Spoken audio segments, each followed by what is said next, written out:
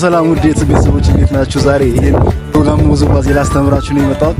አብረን ነው ጋይስ። እሺ ጋይስ፣ ይሄን ዳንስ ለመቻል የሚያስፈልገን ሁለት ነገሮች አሉ። ሁለቱ ምንድናቸው? የመጀመሪያ የሚሆነው ይሄው እንዲህ ማለት መቻል ነው።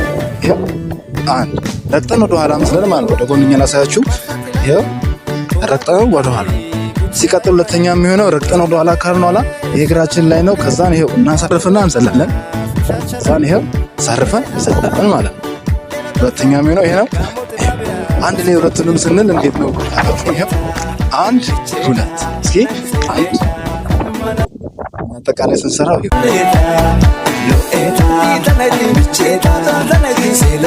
ጋይስ ይሄን ይመስላል። ቱቶሪያሎችን እንሰራላችኋለሁ ሁሌም አለው።